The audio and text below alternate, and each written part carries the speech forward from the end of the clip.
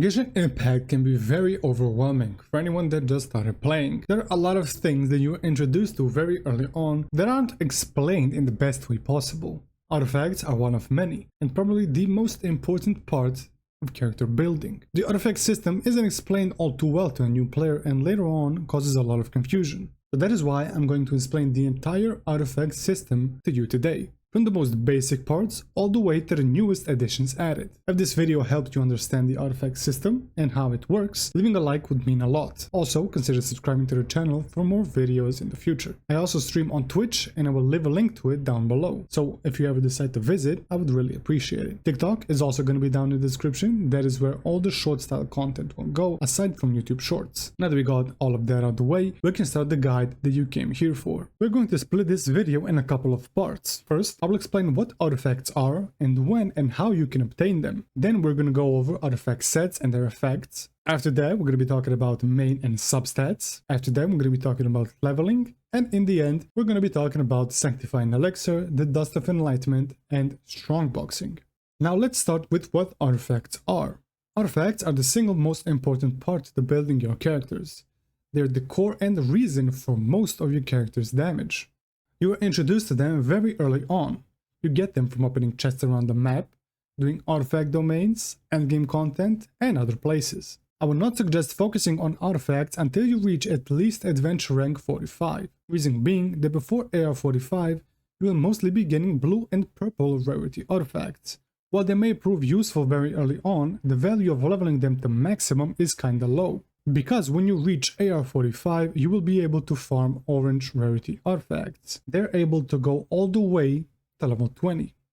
So if you're a new player or you're just starting out, I would suggest you obtain them only from chests and experience tab in-game, as farming for them early on is just not worth the resin. You will be much better off upgrading your characters, leveling their talents and weapons. So you reached AR 45 and you're ready to farm those juicy orange artifacts. Which one should you farm? That is when artifact sets and effects come into play. Every artifact is a part of a set. A set has 5 pieces: flower, a feather, sands, goblet, and a circlet.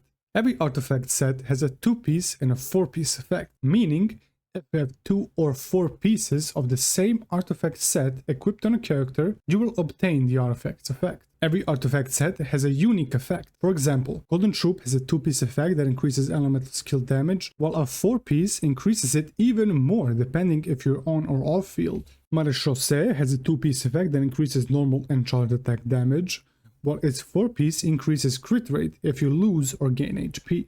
So, as you can see, 2 very different sets with totally different effects, which means that the set you will farm will totally depend on the character you want to build. Now, I do want to mention that you can have a 2-piece effect, meaning you can have 2 artifact sets with 2 pieces on a character and get both sets 2-piece effect. I will be doing character guides and builds in the near future. I do plan to cover every single character, but that of course will take time. So if you're interested in a specific character, let me know down below. Now let's talk about stats. Every artifact has a stat that is displayed above the rest. That is a main stat, followed by 3 or 4 substats at the bottom.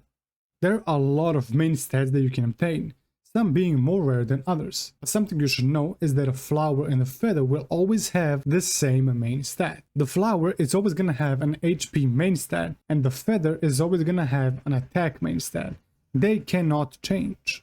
Other pieces' possible main stats will be on the screen right now. One thing I wanted to know is that elemental and physical bonus damage, as well as healing percent, are not able to appear as substats, while everything else is. When it comes to substats, you can get 3 or 4 activated substats on a piece.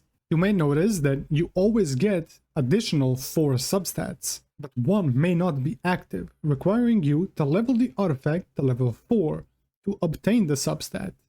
That is something we call a 3-substat artifact. Getting the right substats such as crit or maybe energy recharge and elemental mastery is totally RNG. Just like every other substats, you just have to get lucky. Now there is something called a high and a low roll, but I'm not gonna dive into it too much since it can be talked about for a while, and I just don't want to drag the video out. To put it simply, when you get a substat, let's take crit damage for example, There is a little roll that goes on behind the scenes, and it decides the value of the set substat.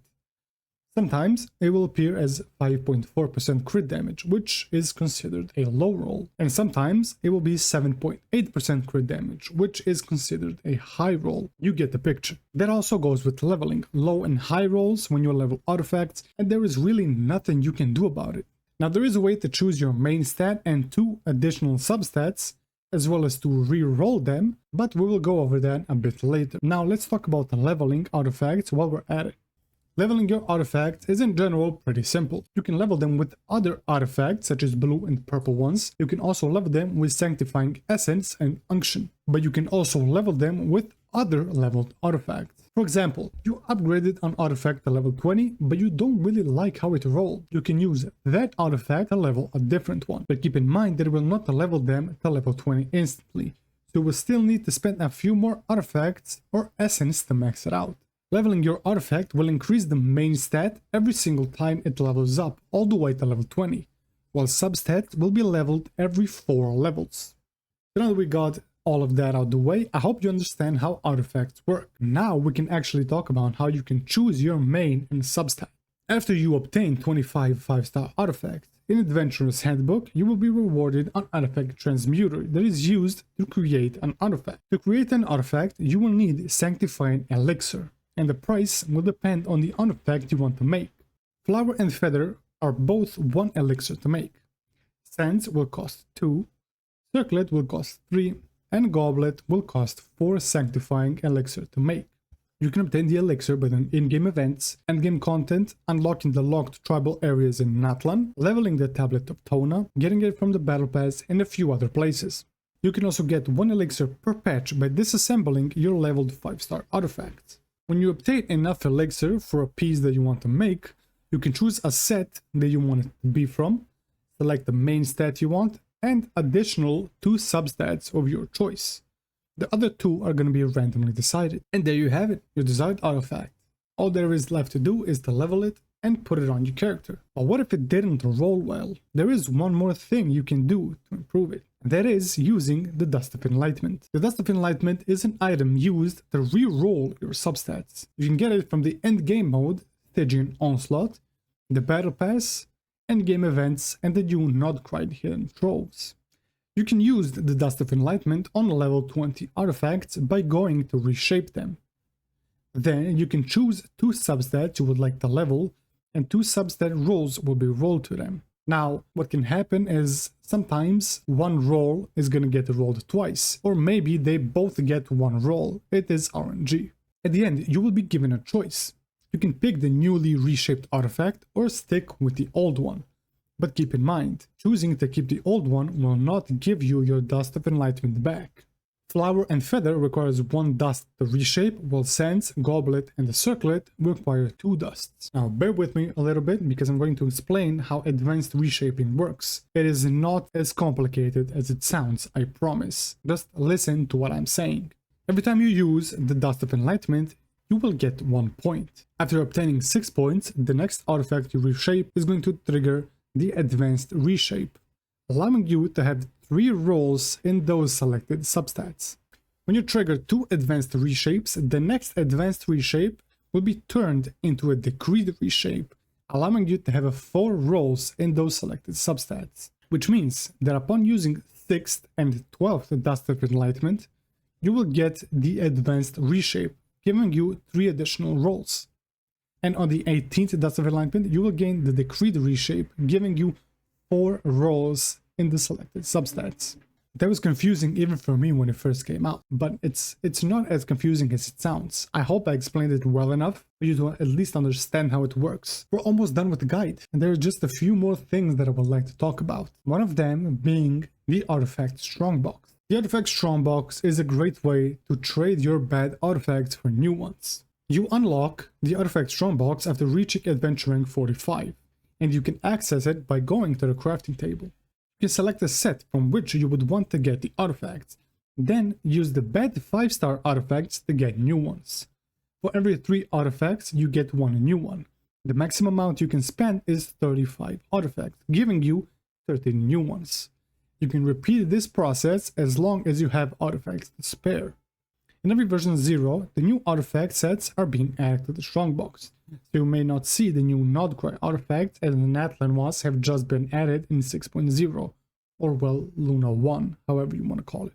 There's just a few more things I would like to mention before we end the video, and I highly encourage you, if you have any kind of questions, let me know down in the comments below. As of recording this video, there is no way to choose the artifact set that you want to farm in the domain, so the chance of getting either of the two sets is the same. Artifact loadouts are still very bad and I do not recommend using them. That is why I didn't even go over them. Now, before we end the video, one last thing that I want to do is I want to build a character. I want to show you how building a character looks like. So let's get in game and I'm going to do it live with you. Okay, so as I said, we're gonna build a character really quick. For weapons, I have her signature weapon, which gives me 11% crit rate. Talents and constellation that don't really matter here. She's C1 though. So what we're gonna do here is click here. You can set, you can set the set that you want to use. In her case, Obsidian Codex is her best in slot, so this one is gonna be selected, so we can get all of these artifacts that we have. What do we want to do here? Of course, as I said, all flowers have the same main stat that cannot be changed. We can put, for example, we can put this one that has 14% crit rate, 4% crit damage. That is a really nice piece as a flower. Again, attack on every single one of them. That does not change. This flower is one of the only good one that I have, so we're going to put that. It also has a little bit of elemental mastery there. Now we're going to skip the sands. You will see why in just a second. The goblet, again, 10% crit rate, 12% crit damage. Really nice. And for the circlet, we're gonna go for this crit damage that we have. And for now, this is what she's looking like. So 56 over 1900. The reason why I don't want to go any higher is because of the 4-piece set, which in general gives you 40% crit rate when you have at least, when you consume a 9 soul point. For her, it's just really easy. It adds an additional 40% crit rate, which with this is, well, 40 is 96%. So 96% crit rate. And for the sands, we're not going to pick from this set because we already have a 4-piece set. So we don't need another piece from this set. This one is nice. I can put this one. It's going to give me 15% crit damage, but what I want to do is I want to turn the filter off, and I want to put an off piece, because this piece has 35% crit damage, and this is my fully built Mawika. So we have a 4-piece Obsidian Codex, and we have an off piece that is simply insane. So in the end, this is what she looks like. 96 over 225, pretty damn crazy. And ladies and gentlemen, we have reached the end of this guide. I hope it helped you get the grasp of the artifact system. Leaving a like on the video would really mean a lot. It would tell me that you found the video helpful. Leave a comment telling me what character do you want to see a guide for, or like I said, you can leave a question if you have some. I will be reading all the comments in due time, and I plan to put out weekly guides if the time allows me. In the meantime, you can drop by on Twitch when I'm live. I do play other games other than Genshin and gacha games in general. If you're looking for something different, Twitch is the place to go. Twitch and TikTok are both in the description down below. Feel free to check them out. And that is it. We are done. That will be all from me today. I hope you guys stay safe, take care, and enjoy the rest of your day.